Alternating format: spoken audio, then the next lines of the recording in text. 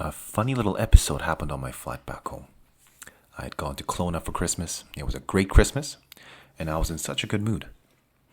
On my flight back home, I get on the plane, I put my earbuds in, and I'm watching the stewardess talking on the microphone. I've heard their routine greetings and instructions many times, so I don't bother take out my earbuds.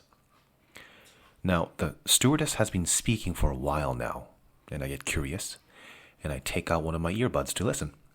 At that moment, all I heard was, "There seems to be more empty seats today than usual. You're welcome to change your seats." And that's all I had to hear.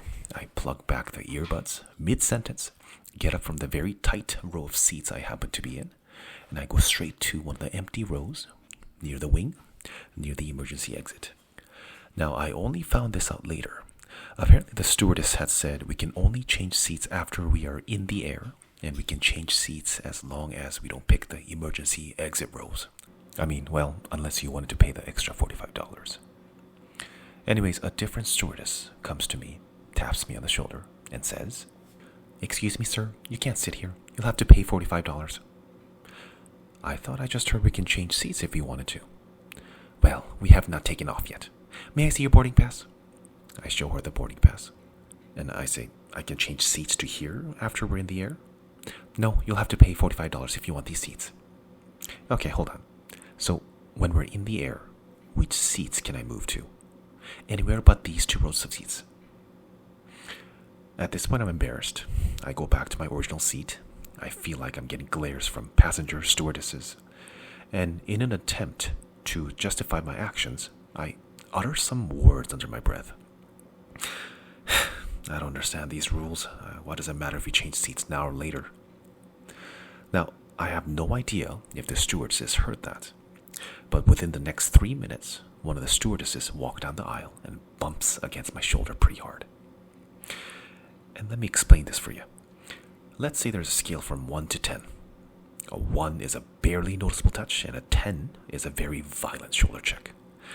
And let's say we draw a line at 8 out of 10, and anything more than 8 is a deliberate, powerful check that must be addressed with either a fight or an apology. And anything less than 8 can be regarded as a mistake. The shoulder check I received was a 7.98 out of 10. And guess what? The same stewardess walks down the opposite way and hits my shoulder again. At that moment, some dark thoughts started to run through my brain. Like the title of this video, "Rage Over a Lost Penny." That's actually a piano piece by Beethoven. It's quite comical, actually. Why such an intense emotion over something so little? But in any case, I was quite surprised at myself. Let me share what I was thinking at that moment. What a nasty little person. Does she want to fight or something? Maybe I'll get up to go to the bathroom, shoulder check her, and say it was an accident. Oh, I'd love to see the look on her face. Does she realize how lucky she is that I'm not a psychopath? Does she realize how lucky she is that I still have a loving family and a good job and a good work environment? Should I quit my job today, become a pilot captain, wait for the day she's my stewardess, and give her hell? Oh, how I wish she pushed me a little harder. Ho. At that moment, I had to tell myself, "Yo, dude, what are you doing? Snap out of it." But I was very surprised how enraged I was. I could feel my heartbeat through my arteries in my neck. I was breathing fast. I didn't want to cause any more trouble for the flight, so I just ended up staying in my seat very quietly and went home. What a pussy, right?